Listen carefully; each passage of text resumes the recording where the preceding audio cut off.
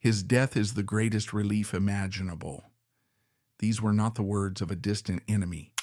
They were the words of the future King Edward VIII, writing about his own little brother.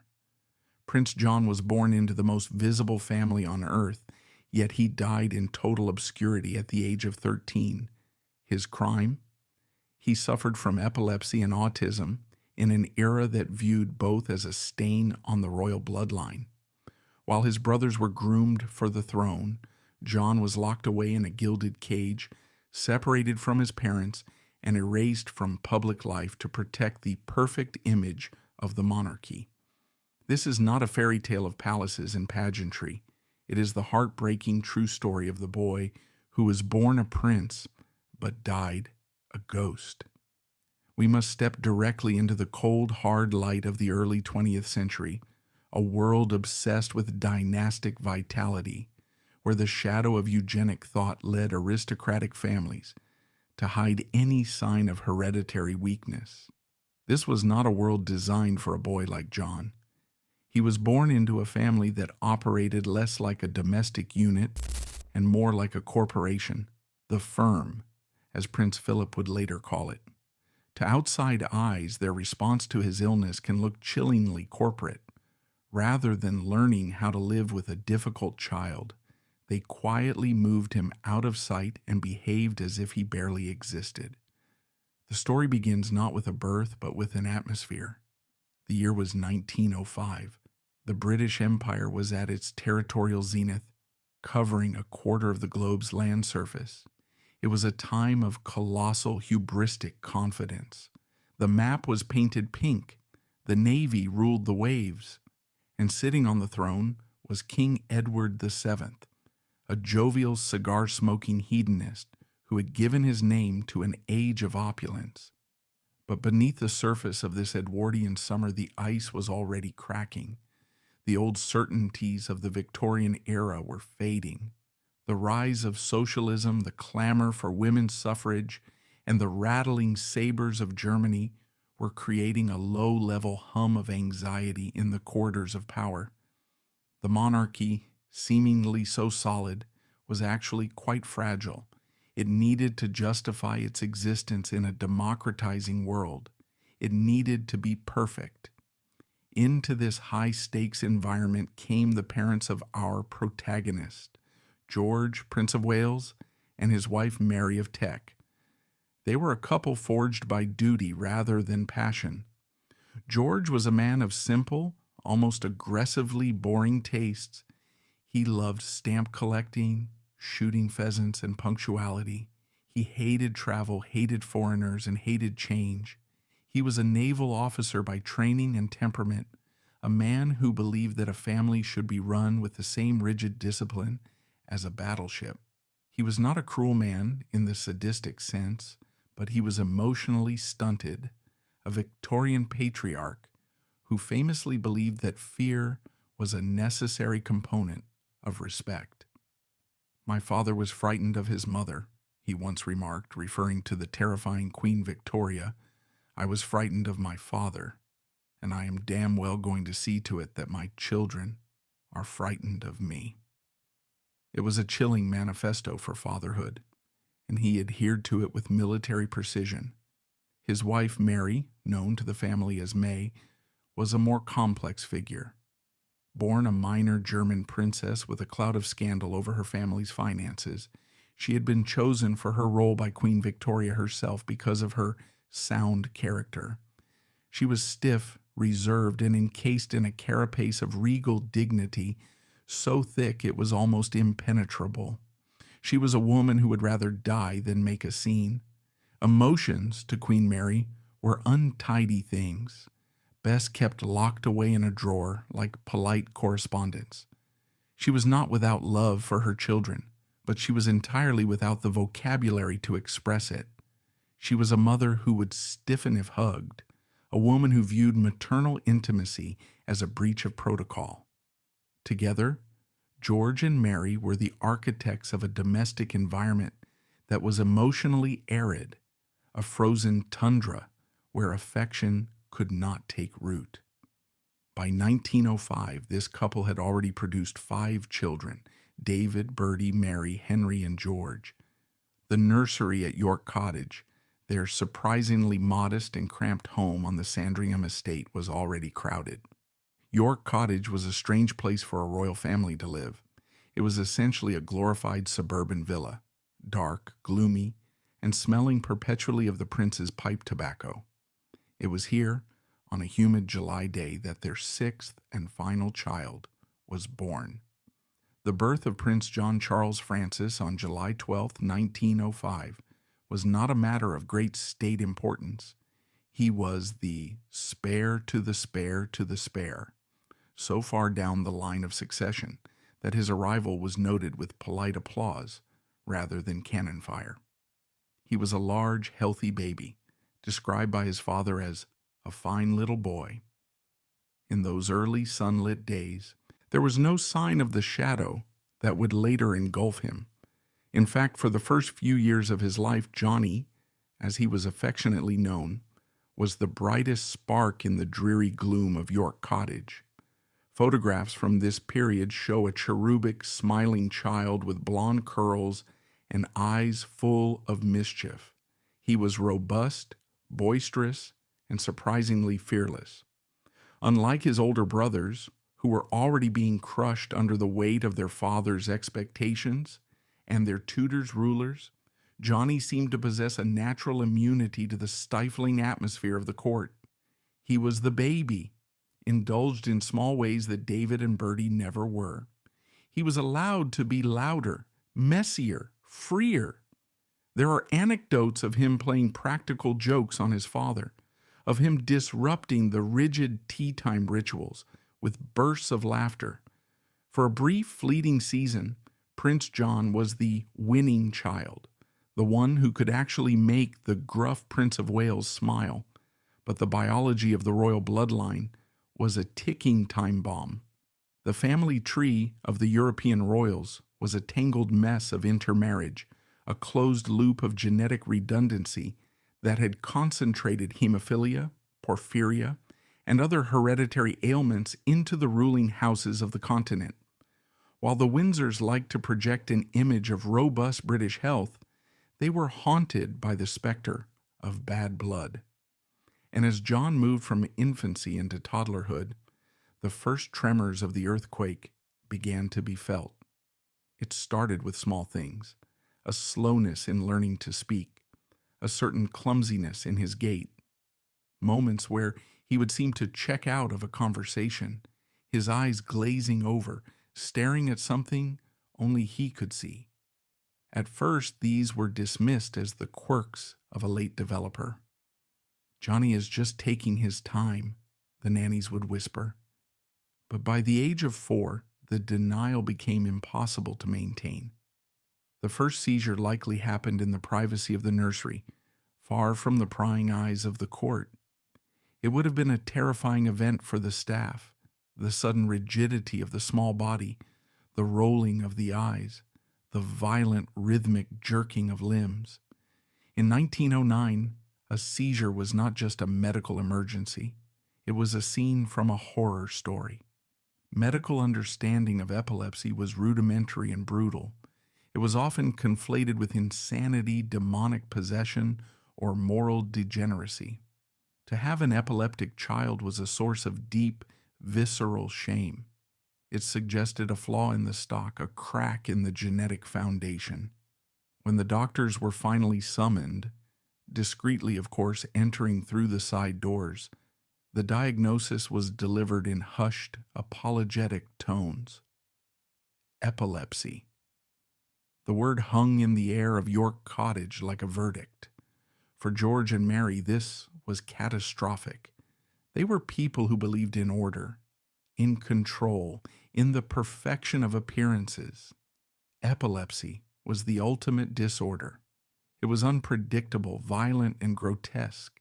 It could not be disciplined out of a child. You could not order a seizure to stop.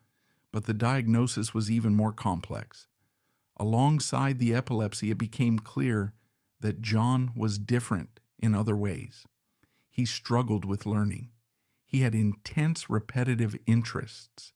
He lacked the social filter that was the very oxygen of royal life. He would say exactly what he was thinking, often to the horror of his parents. He did not understand the intricate dance of deference and protocol. Today, looking back through the lens of modern psychology, it is highly probable that Prince John was autistic. But in 1909, there was no such word. There was only feeble-minded, backward, or retarded. These were the cruel, blunt instruments used to categorize a boy who simply saw the world through a different prism. The reaction of the royal family to John's condition was a masterclass in the Edwardian method of problem-solving, compartmentalization. They did not stop loving him exactly, but they began to curate his existence. The walls of the nursery became thicker. The invitations to public events began to dry up. It was a slow, subtle process of erasure. It wasn't that he was locked in a dungeon. It was that he was slowly edited out of the script. As his brothers were packed off to naval colleges, brutal institutions designed to break their spirits and rebuild them as officers, John remained at home. This was, in one sense, a mercy. He would have been eaten alive in the bullying culture of the naval cadets, but it also marked the beginning of his isolation. He was no longer on the same track as his siblings. They were the future. He was a footnote. He was left in the care of the nannies, specifically one woman who would become the most important figure in his life, Charlotte Bill, known to the children as Lala. If George and Mary were the cold, distant gods of John's universe, Lala Bill was the warm, tangible earth. She was a woman of immense patience and profound capacity for love. She recognized early on that Johnny was not broken, but that he was fragile. She became his fiercest protector, his interpreter, and his surrogate mother. While Queen Mary was busy rearranging her gemstone collection or writing stiff letters, Lala was the one holding John through the terror of a seizure, wiping the foam from his lips and soothing him back to sleep.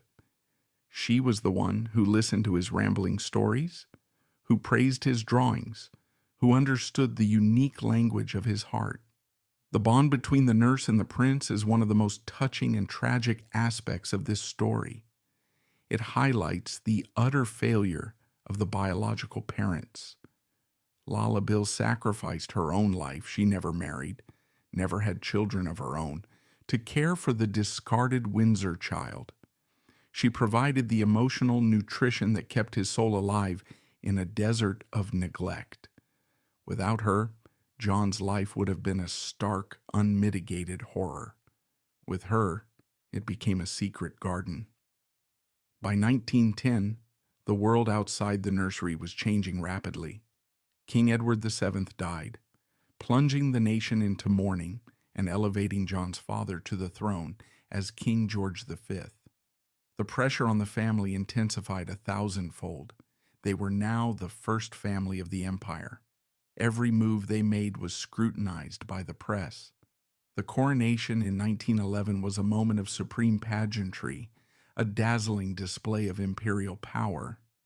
But looking at the official records of the time, one notices a glaring absence. John was deemed too unwell to attend the coronation. While his brothers and sister were dressed in velvet and ermine standing in the spotlight of Westminster Abbey, John was left behind at Sandringham.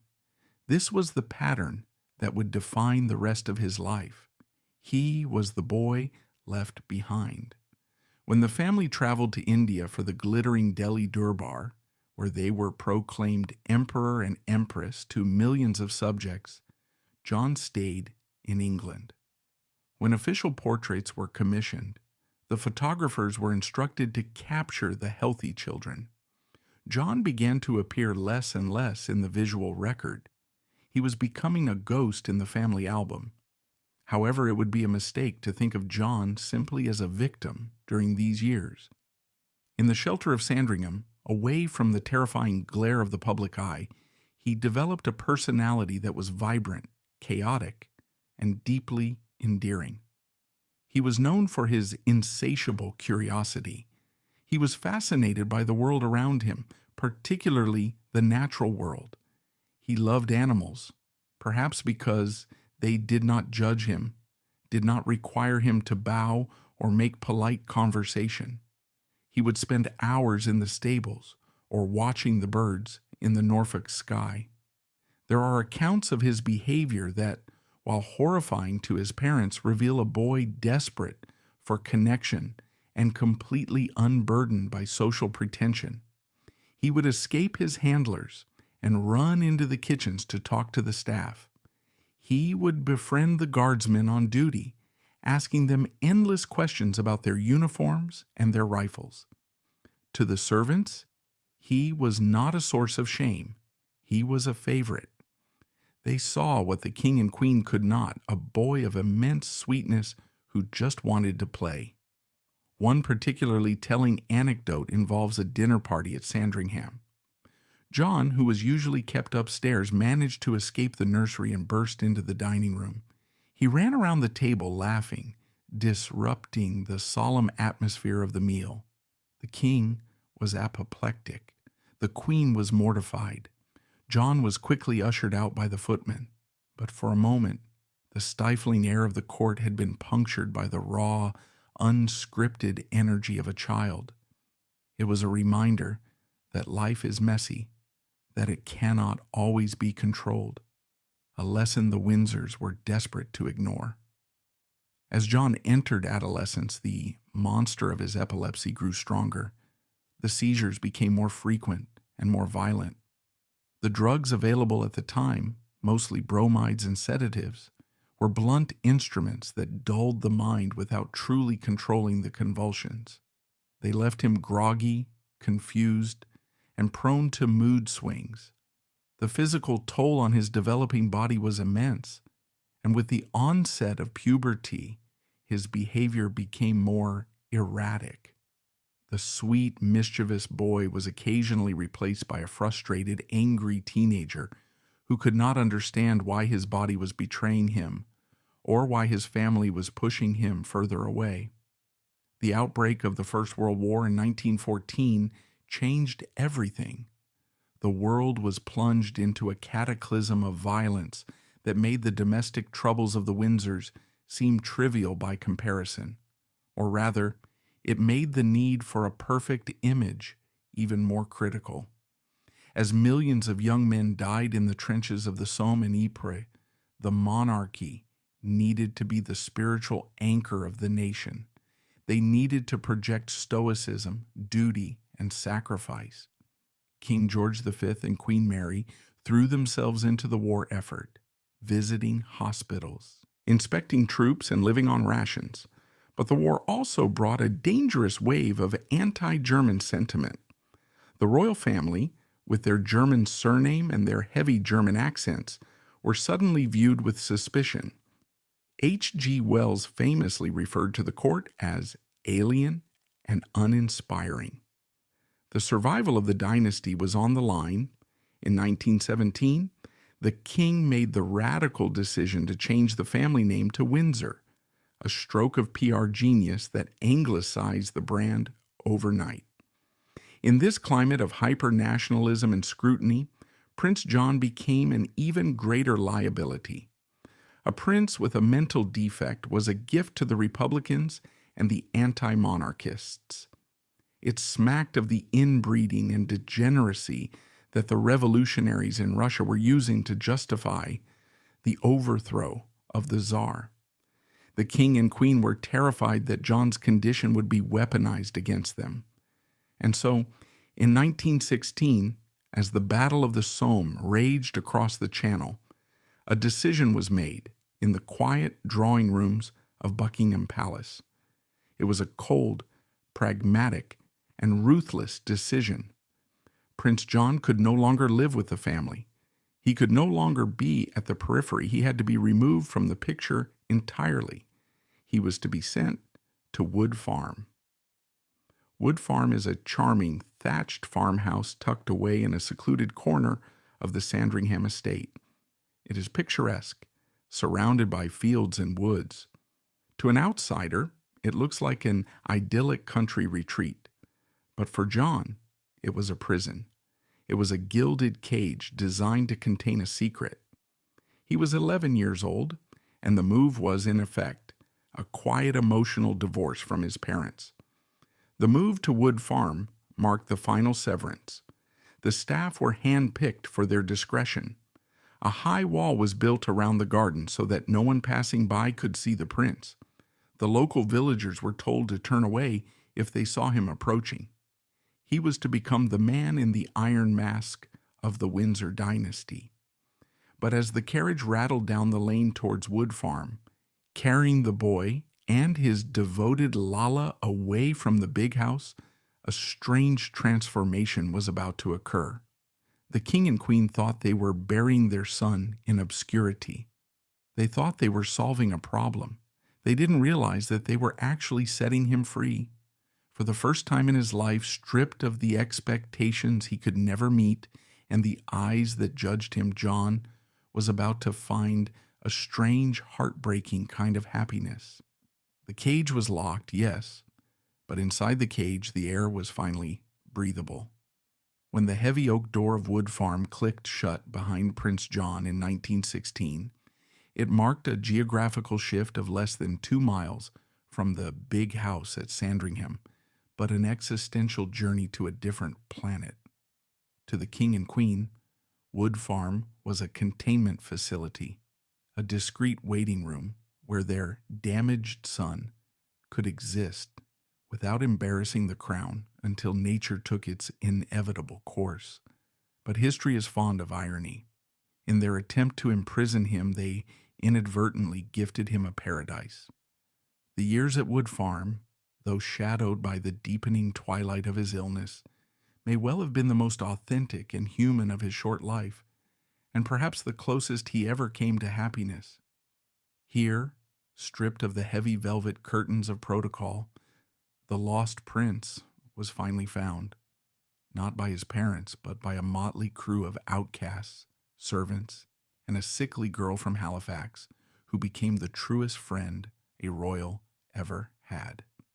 Life at Wood Farm was governed by a rhythm entirely different from the rigid metronomic schedule of the court. At Buckingham Palace, time was measured in investitures, state dinners, and the changing of the guard. At Wood Farm, time was measured in the rising of the sun, the blooming of the crocus, and the harvesting of the potato crop. The farmhouse itself was modest, a brick and flint structure that smelled of wood smoke, damp wool, and lavender polish. It lacked the terrifying grandeur of the palaces, which was exactly why John loved it. There were no long corridors to get lost in, no cold marble statues staring down with judging eyes. It was a home, a concept his parents preached but never practiced. The architect of this sanctuary remained Charlotte Lala Bill. If Part 1 established her as his protector, Part 2 must recognize her as his creator. At Wood Farm, Lala ceased to be merely a nurse. She became the matriarch of a shadow family. She understood what the king did not, that John's mind was not feeble, but simply tuned to a different frequency. She stopped trying to force him into the mold of a prince, learning Latin, memorizing lineage, standing still, and allowed him to inhabit the mold of a boy. She encouraged his gardening, recognizing that the physical act of digging in the earth grounded him, calming the electrical storms in his brain. It was in this garden that John found his vocation. The boy who could not master the complexities of royal etiquette proved to have a savant-like tenderness for growing things. He had his own wheelbarrow, his own tools, and his own patch of earth. He took immense pride in his vegetables, treating a prize cabbage with the same reverence his father treated a battleship. There is a profound pathos in the image of the king's son, muddy-kneed and sweating, pulling weeds in the Norfolk drizzle, finding a sense of worth in the soil that he could never find in the throne room. But Lala knew that a boy cannot live on cabbages alone. He needed companionship. The isolation imposed by the king was strict.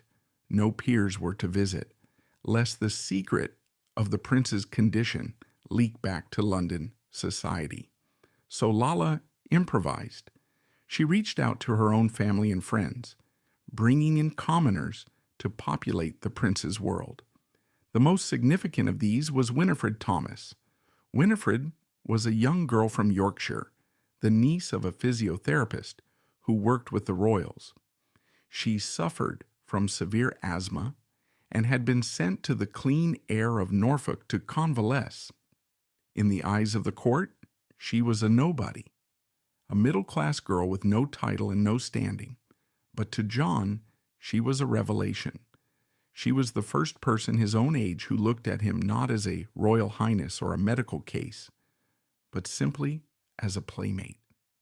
The friendship that blossomed between the epileptic prince and the asthmatic girl is one of the untold love stories of the Windsor dynasty, not romantic, but deeply pure, platonic love. Winifred moved into Wood Farm, and suddenly the silent house was filled with the noise of childhood. They raced carts down the garden paths. They climbed trees. They played tag. For the first time, John had an equal. Winifred later recalled that John was a great rough animal of a boy, full of energy and boisterous humor. This description stands in stark contrast to the feeble-minded invalid described in official memos. It suggests that John's dullness was a reaction to the stifling atmosphere of the palace. Once removed from it, his personality unfurled like a leaf in spring. However, the shadow of the monster was never far away. The epilepsy was not a static condition. It was a progressive predator. The seizures at Wood Farm became more frequent and more terrifying. They would strike without warning, in the middle of a game at the dinner table in his sleep. For Winifred and Lala, witnessing these attacks was traumatizing. The prince would fall, his body racked by convulsions that seemed to try and tear him apart. Afterwards, he would fall into a deep, comatose sleep, sometimes for days, waking up confused, groggy, and frightened. The cruelty of the disease was matched only by the cruelty of the treatment. The doctors, helpless against the neurology of the condition, prescribed heavy sedatives and a restricted diet. They forbade excitement. They managed him like livestock. But Lala, with a quiet subversion, often ignored the stricter dictates. She knew that a life of sedated safety was no life at all. If running in the garden risked a seizure, then she would let him run and be there to catch him when he fell. She chose quality of life over quantity, a moral sophistication that the king and queen lacked.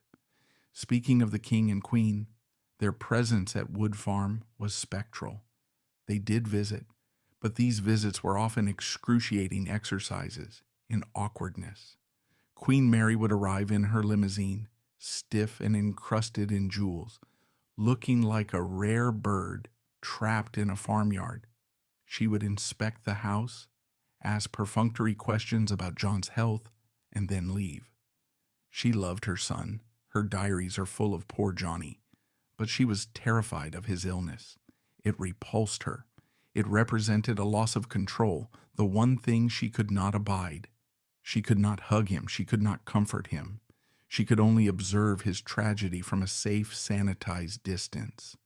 King George V was even more distant. He viewed John's condition as a personal failure, a defect in the Windsor stock.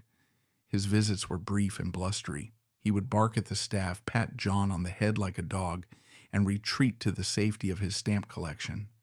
The tragedy of these interactions was that John, with his simple heart, adored his parents. He would spend days preparing for their visits, picking flowers for Mama, and scrubbing his fingernails. When they left, often after only an hour, the disappointment would crush him. He was a boy perpetually waving goodbye to people who were relieved to be leaving. There was, however, one royal figure who defied the ban on intimacy, Queen Alexandra. John's grandmother, the widow of Edward VII, was a glorious, chaotic anachronism. Deaf, eccentric, and heavily painted, Mother Dear lived in the big house at Sandringham and refused to abide by the new, austere rules of the Windsor court. She had always had a penchant for the broken things of the world. She herself was lame and deaf. She understood vulnerability. Alexandra would descend upon Wood Farm not as a queen, but as a conspirator. She would bring sweets, toys, and gossip.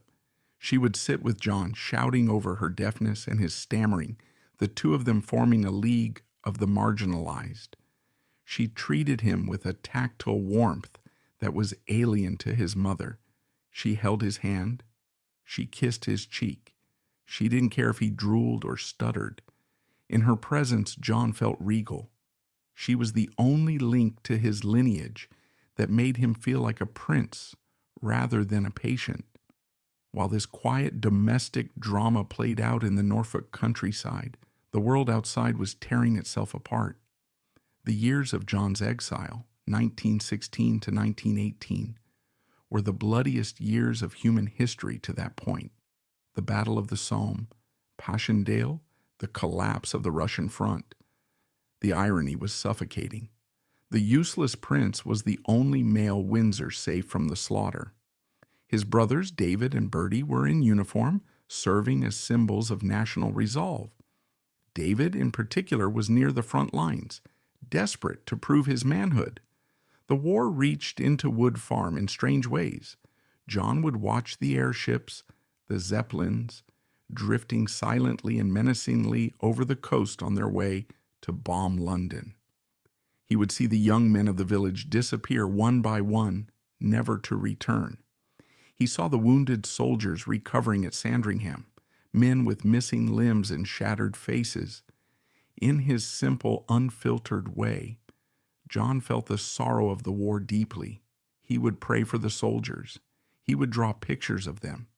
He was protected from the violence, but he was not immune to the sadness. The most chilling external event, however, was the fate of his Russian cousins. In July 1918, Tsar Nicholas II, his wife Alexandra, and their 5 children were executed by the Bolsheviks. The Tsarina was Queen Mary's first cousin. The Tsar was King George's first cousin. The news of the massacre shook the Windsors to their core.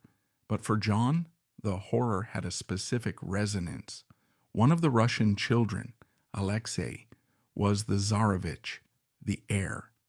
Alexei suffered from hemophilia, a defect just like John's epilepsy. The Windsors knew that Alexei had been hidden away, protected and treated as fragile, just like John.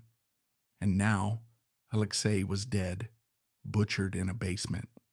The realization must have whispered through the corridors of Wood Farm. Royal blood is not magic protection.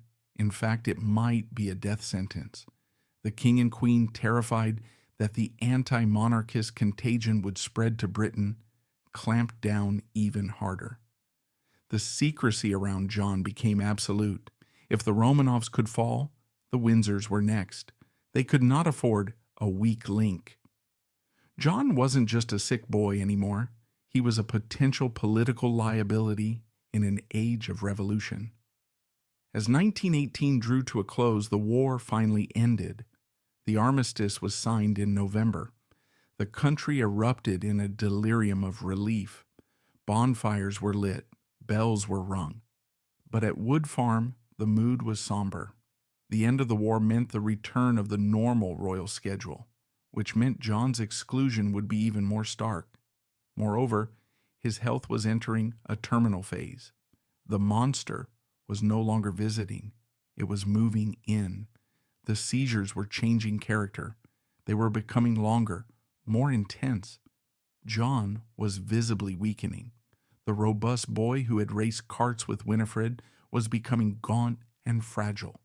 His coordination was failing. Lala Bill, with her nurse's eye, saw the signs that the doctors missed or ignored.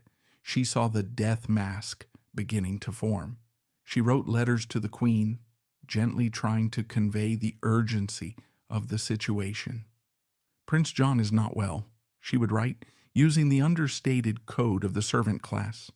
"He has had a difficult night." The responses were sympathetic but detached. The Queen sent grapes, she sent books, but she did not come to stay. The denial was a fortress that could not be breached. Christmas 1918 was the last act of the tragedy. The family gathered at Sandringham for the first peacetime Christmas in 4 years. It was meant to be a celebration of survival. John was brought over to the big house for Christmas lunch. It was a disaster. The noise, the heat, and the overstimulation triggered him. He was agitated, clumsy. His brothers, hardened by the war and the jazz-age cynicism that was beginning to take hold, found him embarrassing. David was particularly cruel, viewing John as a grotesque reminder of the family's fallibility. John was taken back to Wood Farm early before the festivities truly began.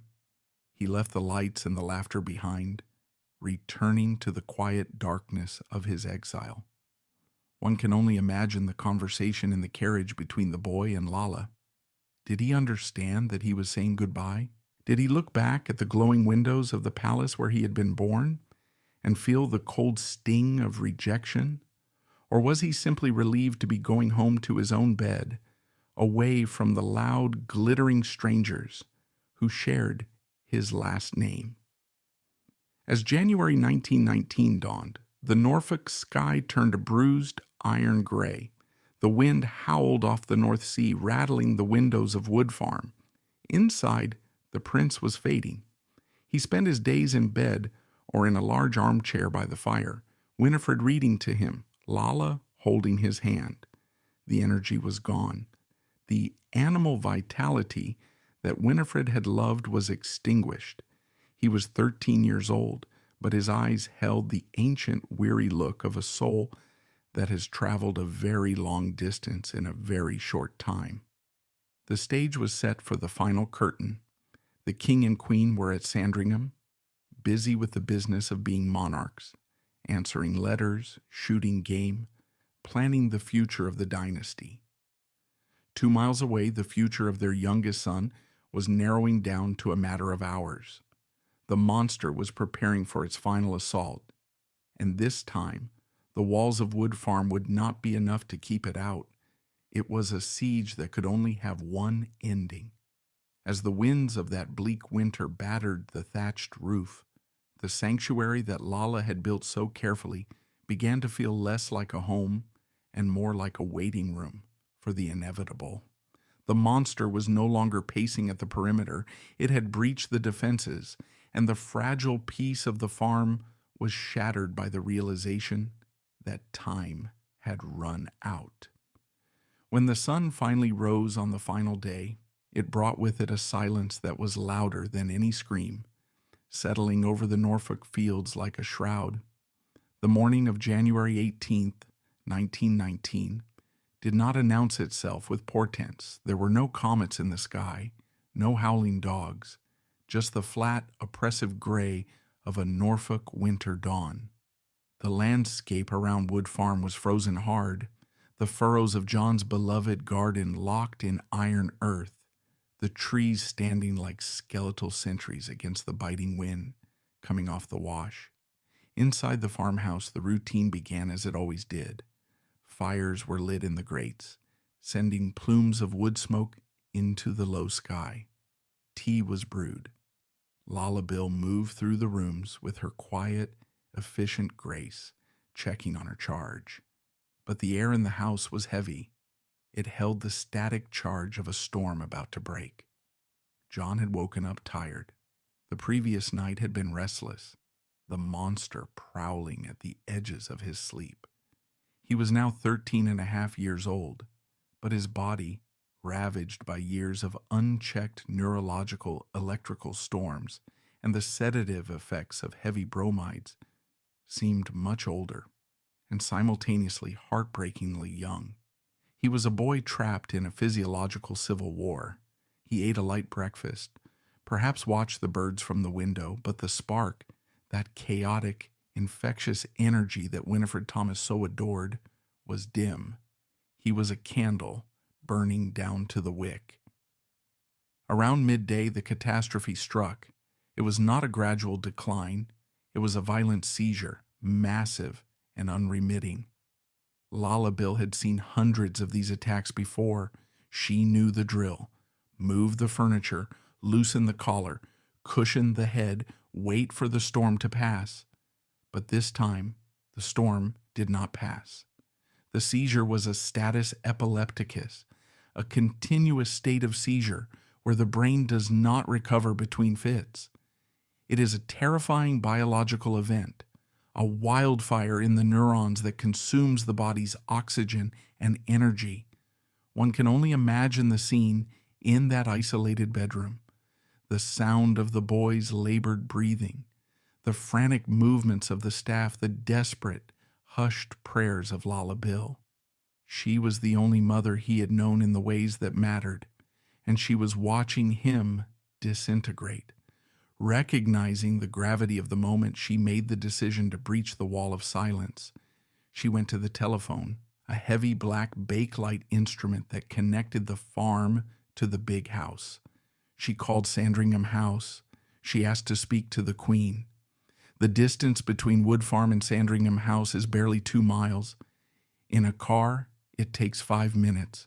But on that afternoon, that distance represented the chasm between two worlds, the messy, bloody reality of life and death, and the frozen, formal world of the monarchy.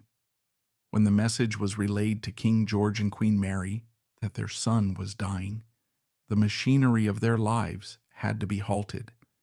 They were not just parents rushing to a bedside, they were the sovereign and the consort interrupting the schedule of the empire. They summoned a car. They drove down the winding lanes, past the stripped fields and the frozen ponds. But they were too late. By the time the royal limousine crunched onto the gravel of Wood Farm, the silence had already descended. At 5:30 p.m., the heart of Prince John Charles Francis stopped beating. The lost prince had slipped away, leaving behind a body that had been both his prison and his only connection to the dynasty. Lala Bill was heartbroken. She was the one who closed his eyes. She was the one who wiped the sweat from his brow for the final time. For her, this was not a royal death. This was the death of her boy, the child she had raised, protected, and loved fiercely for 13 years. Her grief was raw, human, and devastating. The reaction of the parents, however, belongs to a different genre of emotional history. When King George and Queen Mary entered the room, they were confronted with the reality they had spent a decade trying to hide. There was no protocol for this. There were no equerries to advise them on how to mourn a son they had effectively exiled. They stood by the bed. They looked at the still form of the boy who had once played pranks on them, who had once been the winning child. Queen Mary's reaction, recorded later in her diary, is a masterpiece of aristocratic repression. She wrote, "Lala Bill telephoned to say that our poor darling Johnny had passed away suddenly. Clary, Dr. Claridge, and the rector were with him, and he died very quietly in his sleep. For him it is a great relief, as his malady was becoming worse as he grew older, and he has thus been spared much suffering." A great relief. The phrase echoes through history. It is easy to judge Queen Mary as a monster of coldness, but that would be a simplification. She was a woman of her time and her class, a Victorian Stoic who believed that emotion was a weakness and that death for the suffering was a mercy. In her mind, John was broken. He could not be fixed. Therefore, his death was the only logical solution to his pain and, crucially, to the family's dilemma. The problem of Prince John had solved itself. The king's reaction was similarly pragmatic. He wrote, "The news gave me a great shock, though for the poor little boy's sake, one said, he is at peace." It was the sorrow of a man losing a burden, not the agony of a man losing a piece of his soul. They stayed for a short while, said their prayers, and then returned to the big house. Dinner was served at the usual time. The clocks did not stop. The flag did not fly at half-mast for the public to see immediately. The management of the death began instantly. The announcement to the world was a brief, terse statement issued the following day. Prince John passed away suddenly at Wood Farm. The newspapers, obedient and deferential, printed the obituary. They spoke of his delicacy, using the euphemisms of the era to mask the reality of his epilepsy and learning difficulties.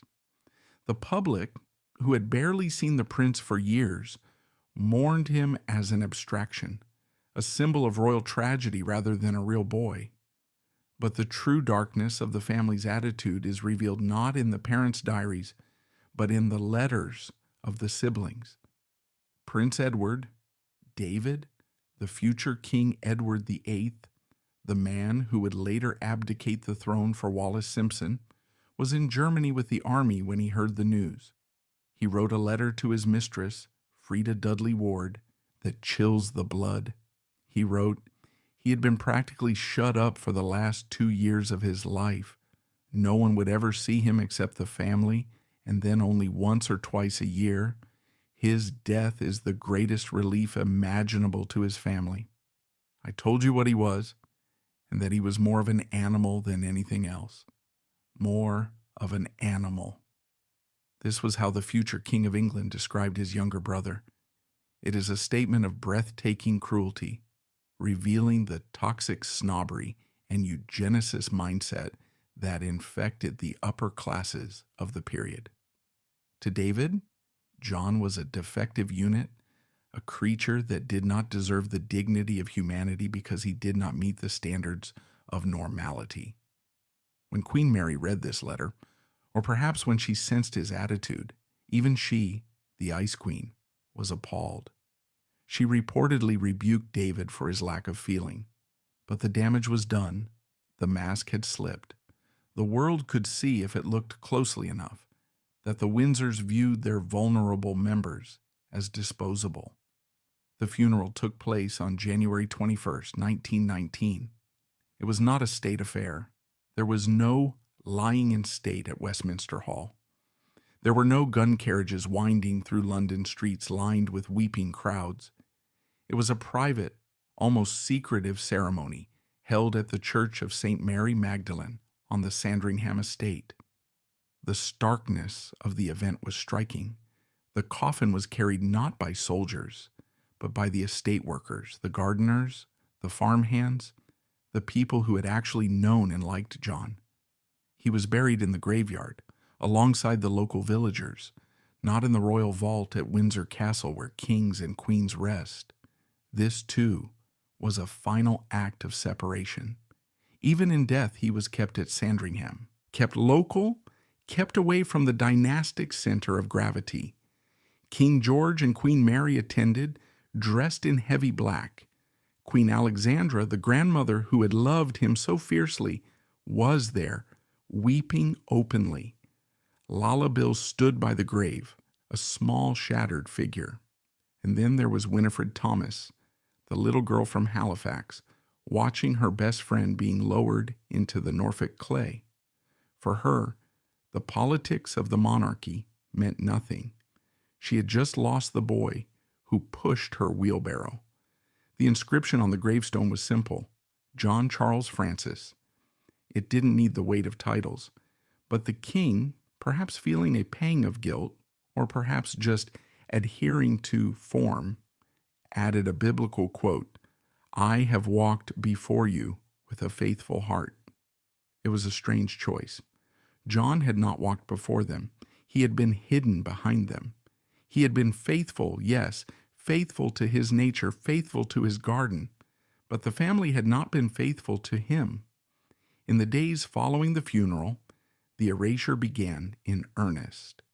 Lala Bill packed up her belongings at Wood Farm. The toys were put away. The garden tools were stored. The house, which had been a sanctuary of noise and life, fell silent. Lala was given a pension and a small cottage, a reward for her silence and her service. She would spend the rest of her life keeping the flame of John's memory alive in private, placing flowers on his grave and keeping his photo on her mantelpiece. But she would never speak to the press. She was a loyal servant to the end. Winifred Thomas returned to her life, carrying the secret history of the prince's final years. She would eventually marry and have children, telling them stories of the lost prince that sounded like fairy tales, stories of a boy who lived in a wood and played with a commoner, a boy who was a prince but wished he was a gardener. Back in London, the royal family closed ranks. The name John was rarely spoken. He became a non-person. In official biographies and histories written in the mid-20th century, he is often relegated to a footnote or a single sentence. A sixth child, Prince John, died young. The tragedy was airbrushed. The awkward questions about epilepsy and mental health were silenced. The Windsors moved on. They had an empire to run, a restless population to calm, and a modern image to build, an image of health, stability, and middle-class respectability that had no room for a damaged child. But history has a way of haunting those who try to rewrite it. You can bury a body, but you cannot bury the truth forever. As the decades passed, the silence around Prince John began to curdle. The very act of hiding him made his story more compelling to future generations. He became a riddle, a locked room in the House of History, waiting for a key. The true tragedy of the aftermath was not just that he died, but that his life was retroactively devalued. The narrative became that his death was a blessing. This is a dangerous narrative. It suggests that a life lived with disability is a life not worth living. It negates the joy he found at Wood Farm. It negates the love he shared with Lala. It reduces a human being to a medical chart. By the 1930s and 40s, as his brothers ascended the throne, first David, then Bertie, John was forgotten by the public. He was a shadow from a pre-war era. But the karma of the dynasty is circular. The coldness that destroyed John would come back to haunt the family. David, the brother who called John an animal, would find himself exiled and ostracized for his own defect, his weakness for an American divorcee. Bertie, the stuttering brother who had also suffered under their father's tyranny, would be crushed by the weight of the crown he never wanted. The psychological damage inflicted by George V and Queen Mary rippled through the generations. A stone thrown into a lake, creating waves that would eventually crash against the shores of the modern era. Prince John's grave lay in the churchyard, tended by the estate workers, the grass growing over the memory of the boy who disappeared. But the 20th century was turning. Archives were opening. Diaries were being declassified, and a new generation of historians and storytellers was beginning to ask, who was the boy in the window? Why was he hidden? And what does his erasure tell us about the people we call royal?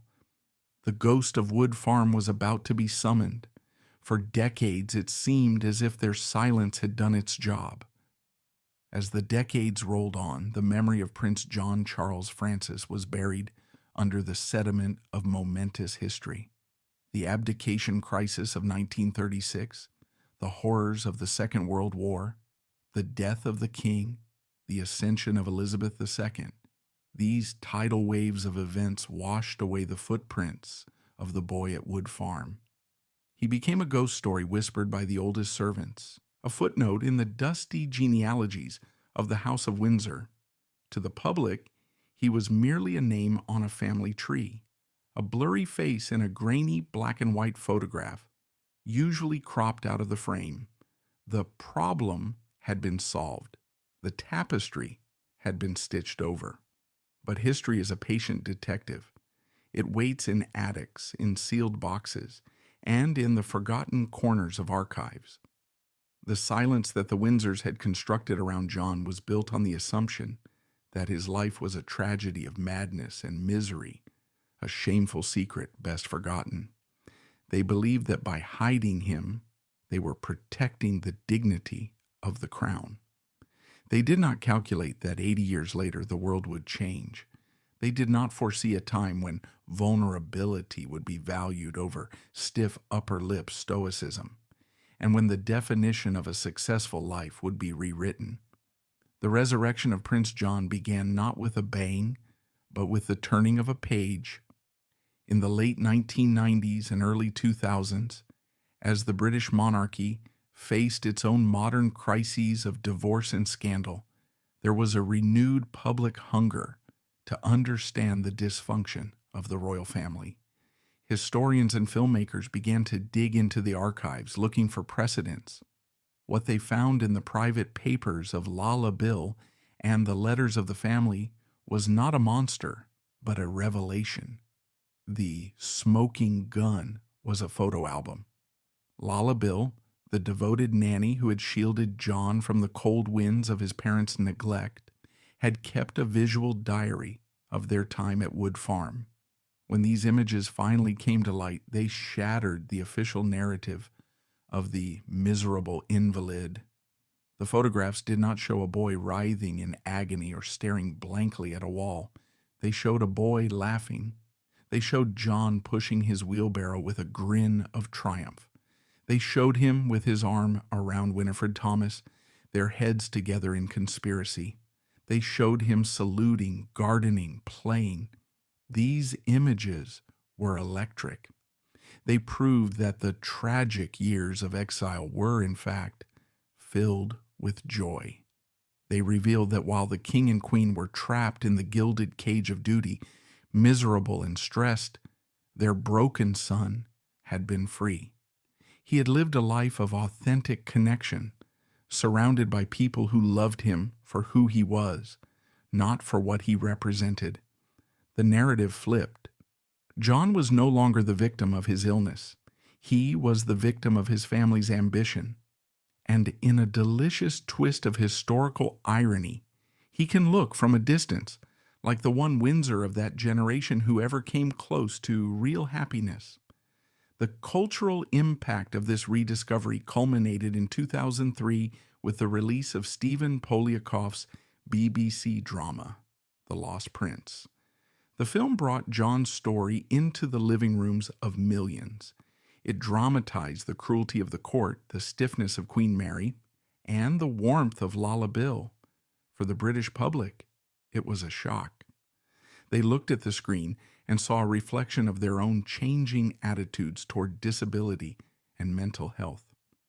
They saw a boy who was likely autistic, neurodivergent, eccentric, honest, being crushed by a system that demanded conformity. Suddenly, Prince John was a hero. He became a symbol for every family that had ever been told their child was wrong or broken. He became a patron saint of the neurodiverse. The medical community began to re-evaluate his case using modern diagnostics. The consensus shifted from feeble-mindedness to a more nuanced understanding. Many modern historians and clinicians believe that John had a severe form of epilepsy, possibly even something like Lennox-Gastaut syndrome, and that his behavior fits closely with what we now recognize as the autism spectrum. His behavioral problems, the lack of social filter, the repetitive interest, the sensory overload were classic traits of autism. This re-diagnosis is crucial because it reframes his failure as a failure of his environment. He wasn't uneducable. He was simply untaught. He wasn't wild. He was just misunderstood.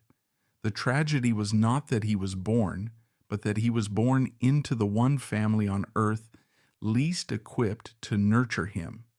The story of Prince John now sits uncomfortably in the background of the modern royal family. In recent years, as Princes William and Harry have campaigned openly for mental health awareness and begun to break the old curse of silence, it is tempting to see their great-great-uncle's fate as a haunting reminder of what happens when vulnerability is buried instead of faced. When Harry spoke of the trauma of suppressing his emotions after the death of his mother, he was describing the same emotional architecture that imprisoned John. The stiff upper lip that killed John's spirit is finally being dismantled.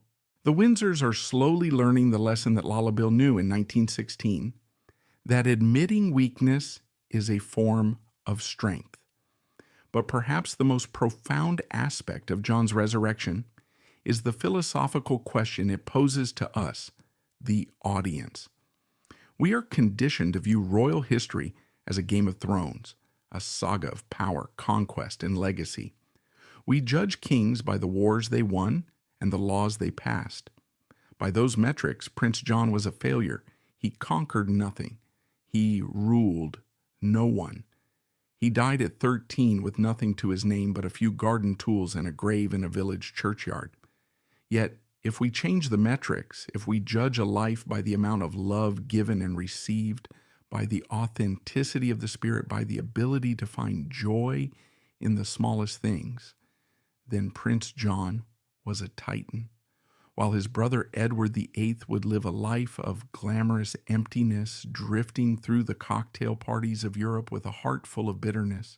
John found a universe in a cabbage patch. While his brother George VI would smoke himself to an early grave under the stress of the crown, John found peace in the anonymity of Wood Farm. Today, visitors to the Sandringham estate often bypass the big house to walk to the Church of St. Mary Magdalene. They look for the simple grave. It is no longer hidden. It is often adorned with fresh flowers, left not by royals but by strangers, parents of autistic children, historians, people who see themselves in the lost prince. He has been found. The story of Prince John is a mirror held up to the face of the British monarchy, reflecting both its majestic endurance and its terrible human cost. It is a story that begins in the marble halls of empire and ends in the quiet earth of Norfolk. It serves as a brutal reminder that the pursuit of perfection often requires the sacrifice of humanity. King George V and Queen Mary succeeded in preserving the crown. They steered the monarchy through the First World War and saved it from the fate of the Romanovs. But the price of that survival was the erasure of their own son. They tried to edit him out of the script because he didn't fit the narrative of strength. They feared he was a flaw in the diamond. But in the long arc of history, the flaw has become the most beautiful part of the gem. Prince John's vulnerability is what makes him accessible to us. His suffering is what makes him real. In a dynasty of statues, he was flesh and blood. Ultimately, the lost prince teaches us that a life does not need to be long to be meaningful, and it does not need to be powerful to be important. He stripped the monarchy of its mystique and showed us the fragile, trembling heart beating beneath the ermine robes. He reminds us that dignity is not found in titles or palaces or the suppression of pain.